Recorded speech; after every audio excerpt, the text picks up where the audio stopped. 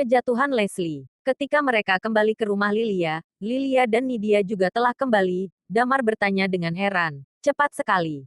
Aku langsung menghubungi Tirta. Saat ini mereka sudah berada di kota LH, kata Lilia yang kemudian menatap Damar dan bertanya. Nidia dan aku akan mengambil penerbangan yang sama dengan Audrey besok ke kota NJ. Segeralah kamu selesaikan masalah di sini secepat mungkin. Sampai ke kota NJ, bukan hanya masalah Audrey, tapi masih ada urusan yang lain yang harus diselesaikan. Urusan apa? Tanya Damar. Aku akan memberitahumu kalau sudah sampai di kota NJ. Lilia melanjutkan. Selain itu, semua informasimu di internet akan segera dihapus. Ketika kamu tiba di kota NJ, identitasmu adalah karyawan biasa dari sebuah perusahaan. Tidak mungkin. Damar memaki. Jangan bilang kamu menyuruhku pergi bekerja dari pukul 9 sampai pukul 5 setiap hari. Ini hanya sebatas formalitas, kalau kamu datang terlambat atau pulang cepat, tidak akan ada orang yang memedulikanmu. Lilia lalu berbisik, lagi pula, kamu juga memiliki 20% saham dari perusahaan itu. Oh, Damar menyentuh hidungnya dan berkata, baiklah. Kamu atur saja. Lalu, beri aku daftar nama semua anggota Red Lotus di kota NJ juga provokator yang beraksi dulu. Aku akan membantai mereka satu persatu. Baik, nanti akan kita atur. Lilia mencibir. Sekarang kegiatan organisasi bawah tanah semakin lama semakin banyak. Sudah waktunya untuk memberi mereka tamparan yang membangunkan. Setelah berbicara, dia melihat Damar dan berkata, selama masa pemulihan Talia, sebisa mungkin bereskan semua masalah di sini sampai selesai. Damar mengangguk dan berkata, baik, aku tahu. Ngomong-ngomong, bagaimana kabar Talia sekarang? Sudah sedikit pulih, ia sudah bisa bangun dari tempat tidur untuk waktu yang singkat dan berjalan-jalan.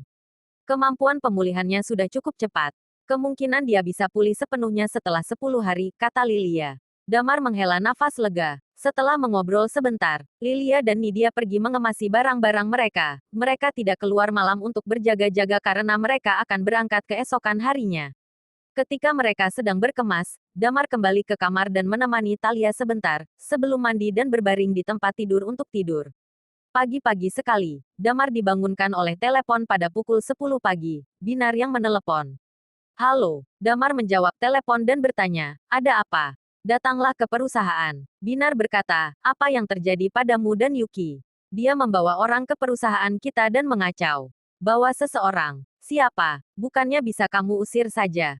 Tanya Damar. Usir. Kelihatannya itu tidak akan berhasil. Binar menyentuh hidungnya dan berkata, nanti kamu akan tahu ketika kamu datang.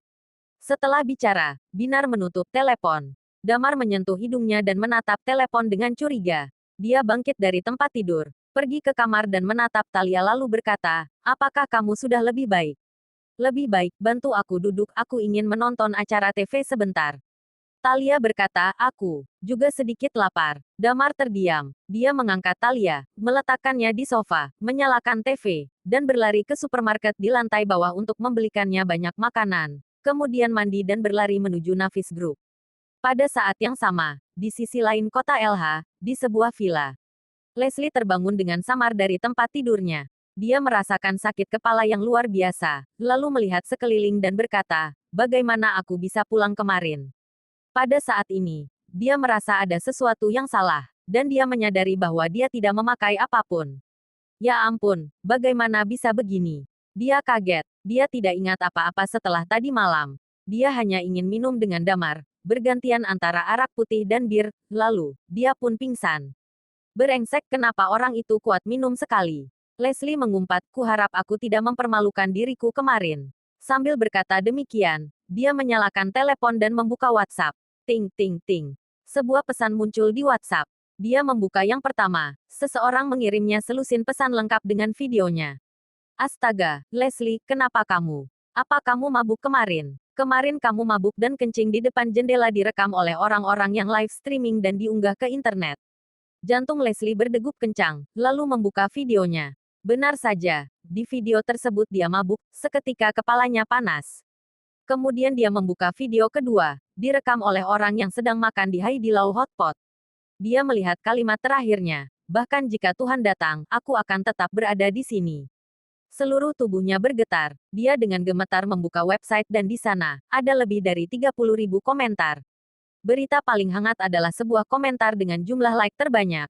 Raja kencing paling hebat. Leslie melihat hinaan di web, ekspresinya berangsur-angsur kosong. Ah, dia tidak bisa menahan teriakannya. Damar, sialan kamu. Damar tentu saja tidak tahu tentang julukan Leslie sebagai Raja Kencing. Saat ini, dia sedang mengemudi di dalam mobil. Setelah tiba di Navis Group, dia masuk ke perusahaan dan menemukan Binar di lantai paling atas lalu bertanya, siapa sebenarnya? Ahli waris Bank Royal, Rio sudah tiba. Binar berkata dalam hati, kamu juga tahu, ia adalah cucu favorit kakek Hartono. Dia membawa Yuki ke sini dan aku juga tidak bisa apa-apa. Damar mengerutkan kening. Jadi orang di belakang Bank Royal, Hartono Dewanto, adalah orang yang sama yang diucapkan Binar, kakek Hartono. Meskipun Bank Royal memiliki dana besar, Hartono Dewanto sangat rendah hati. Dalam keluarga mereka, Damar hanya mengenal tiga, Hartono Dewanto, Arya, dan cucu Hartono Dewanto, Elizabeth Dewanto. Adapun yang lain, dia tidak terlalu kenal dengannya. Jadi, Yuki dan Rio ini satu kelompok.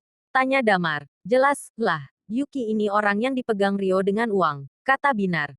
Damar menyentuh hidungnya dan berkata, sepertinya kakek Hartono tidak mendidik anak itu.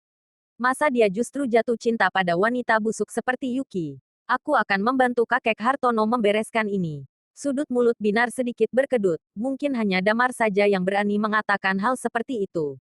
Di mana mereka? Tanya Damar. Di ruang rapat. Binar berkata, aku akan mengantarmu ke sana sekarang. Damar mengangguk. Dipimpin oleh Binar, mereka berjalan menuju ruang konferensi yang besar. Setelah pintu terbuka, Damar melihat ada beberapa orang di ruang konferensi.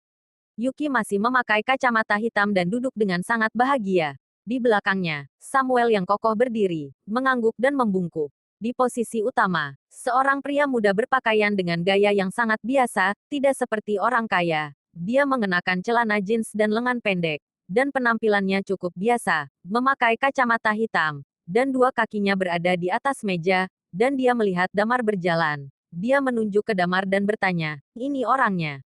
Yuki berkata dengan suara merdu yang membuat Damar merinding. Kak Rio, itu dia.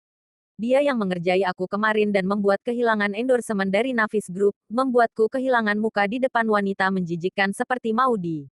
Sampai-sampai aku kehilangan naskahku. Rio menatap Damar, dan berkata dengan cibiran di sudut mulutnya, wah, berani sekali kamu.